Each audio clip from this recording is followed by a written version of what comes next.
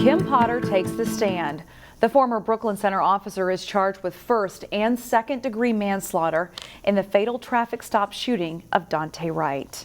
Potter was training Officer Anthony Lucky the day Lucky decided to pull Wright's white Buick over. Potter testified that she would probably not have pulled the vehicle over for a dangling air freshener and expired tabs, but it was Lucky's decision.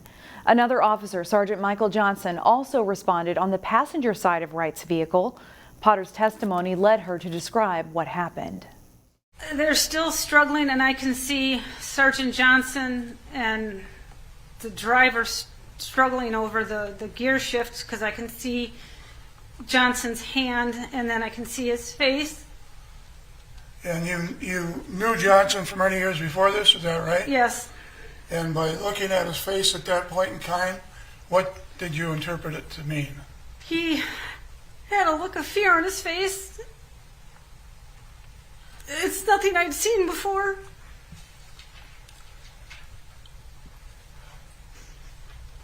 Did you say anything when you saw this?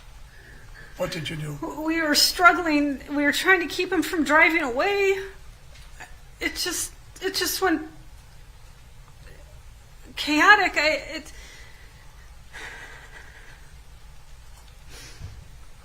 And then I remember yelling, "Taser, taser, taser," and nothing happened. And then he told me I shot him. In the seconds afterward, Potter could be heard screaming that she grabbed the wrong gun. She was seen face down on the grass crying. A couple of days later, she resigned, quitting the job she had done for 26 years. Under oath, she explained her decision. There was so much bad things happening. I didn't want my coworkers, and I didn't want anything bad to happen to the city. Potter could not recall the immediate aftermath of the shooting when she could be heard on body cam footage saying, quote, "I'm going to prison." The former officer testified she has never fired her gun nor her taser during a critical incident. Schools were on alert across the country and in the northwest suburbs on Friday after rumors spread of a TikTok challenge. The viral message supposedly challenged students to make threats to schools or perform acts of violence on Friday, December 17th. However, the Minnesota Department of Public Safety reported that it was not a credible threat, and local school districts sent out messages to families to make them aware of the situation. Public safety officials encourage parents to talk to their kids about responsible use of social media. There is no credible threat with this, but that doesn't mean a student in a district won't repeat it, repost it, and try to, get some legs on it. In that case, we do try to investigate all of these, and if we find out there's a local student involved in sowing chaos or continuing to sow that distrust in a daily lifestyle of a student or staff member, we do investigate with law enforcement, and if necessary, we will charge them. TikTok released a statement Friday saying they searched exhaustively for content that promotes violence at schools, but found nothing. Instead, what they found were videos discussing the rumors which violate the platform's misinformation policy. If you are looking for an activity that's artsy, creative, and a little on the messy side, Neil Persley tells us about one new business that's just opened up in Hopkins.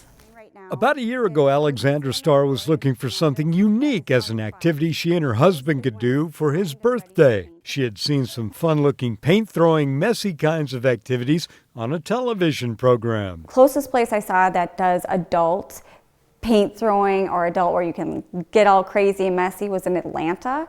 So I thought, why don't I start this? She found some empty retail space on Main Street in Hopkins and voila. And I made it not just where you go throw paint against the wall, but it's where you can try various techniques. You will end up creating a one-of-a-kind work that you can bring home with you. You can do acrylic pouring, pendulum swings. You can do traditional painting. And you can also do splatter paint. It's good for all ages. But then we also tailored it to kids and messy activities, messy games, adults that just want an experience like having a drink and painting. Mess Hall Art has their beer and wine license too, so it's the perfect atmosphere for girls' night out, wine and painting. So we have lots of different art techniques we can do here. So spin art, splatter paint, pendulum swing, acrylic pour. They have all the contraptions you'll need, as well as coaches that can work with you to help design your outing beforehand. When you dress to come to your class, use some common sense. We recommend that you come prepared to get messy, meaning we do provide disposable gear. So you get a clear poncho, you get shoe coverings, you can wear gloves and goggles and a hair cap if you want to. Let the games begin. For Weekend Showcase in Hopkins, Neil Persley, CCX News.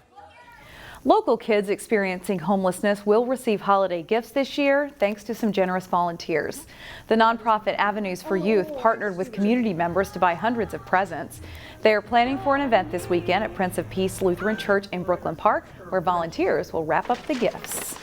For somebody who's in a situation of crisis, who may not be able to be with their family, who's experiencing poverty, this can be a really tough time for them. So what it means for a young person to open up gifts that are given to them just freely, the joy that we see on their faces, their surprise, I mean, it's so heartwarming.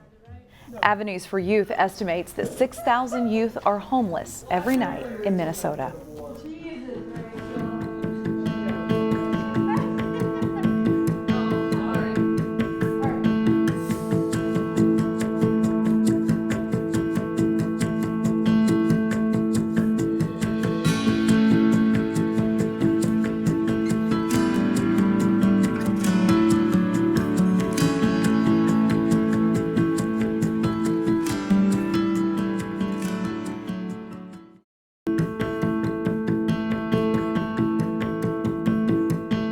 Maple Grove and Andover have emerged as the top two boys hockey programs in the Northwest Suburban Conference in recent seasons. They went head-to-head Thursday, and Jason Malillo has the highlights. Maple Grove hosting Andover in boys hockey. It's a matchup of top 10 teams. Second period, Huskies up 1-0. Grove's Finn Brank shoots and scores, and it's 1-1. Third period, Gavin Thorson sets up Cooper Conway for the goal. Huskies back on top. Thorson creates again here, and Caden Casey chips the puck in. Andover would score again 26 seconds later and lead 4-1. Crimson on the power play, Gunderson to Jack Kernan for the one-timer. Maple Grove fights to the end, but Andover wins. 5-3 is the final. Jason Malillo, CCX Sports.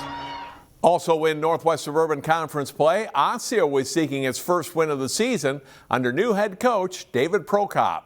Osseo boys hockey at home Thursday night to face off with Totino-Grace.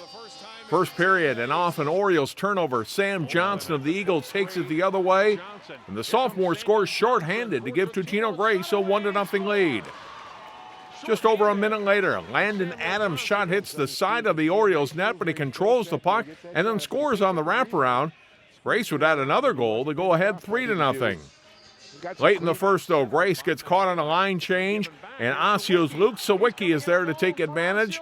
He scores, and the Orioles are on the board. It's a 3-1 game through one period. Second period, a great tip-in goal here by Totino-Grace's number 3, Thomas Quast. He tips in the shot of Adams. The Eagles are in control, up 5-1 through two periods. The Orioles do net a couple of goals in the third. Alec Bjork scores on the rebound off Ty Prokop's shot for his first career varsity goal to make it 6-3. But that's as close as Osseo gets. Totino-Grace goes on to win 7-3 to improve to 3-2 on the season. Osseo is now 0-3-1. The Osseo boys basketball team is aiming for a strong season. Jay Wilcox has more on the Orioles. It's so far so good for a veteran Osseo boys basketball team. The Orioles open the season with the first two of what they expect to be many wins this winter. These first two games, they've been really good. Like, we got at Edina our first game, which is a pretty good team to beat and get a good first win. And then yesterday, we handled business with Centennial, and it just felt good to get back on the court with my guys. Our team really is coming together here. We have good senior leadership this year, where we have 8 seniors on the team. They've been through this grind before. They know what it takes to win, and I think they want to be successful this year. Senior guards Tyrese Waits and Bernard Omoria are third-year players who set the tone for this team. There's also experience inside with Blast Barheaga and Louis Carger. Add in some good young talent, and you can see why this team is clicking and an improved group offensively. I would say playing as a team, we're moving the ball, like everybody's having fun. The points are spread out. I feel like it's just fun for everybody. Really impressed with the way that we're pushing the ball in transition. Right now we're averaging 73 points per game. That's something that we haven't done for over 2 years. Defensively, we're getting after it. Senior Josh Ola Joseph, who signed with the Gophers, left Osseo to play for a prep school out of state. That lessened outside expectations for Osseo, but within the program they have no doubts that they should be mentioned alongside Northwest Suburban Conference powers Park Center and Totino-Grace. I feel like we can compete with any team there is out there with our defense. Our defense is going to win us a lot of games, along with our offense that we have coming along well. We should be able to compete up with some of the best teams considered in the state. I feel like we're on our level. I feel like we're on every team in the state level. I feel like we're a top 10, top 5 team, actually. Osseo's a top 10 team in the state, no doubt. I think a lot of people have written us off since Josh Ola Joseph left, but these guys are hungry to show that the team wasn't just Josh. A program with a great history at Osseo is aiming to be back near the top this season. Jay Wilcox, CCX Sports. Find more prep sports games and highlights at ccxmedia.org and follow us on social media.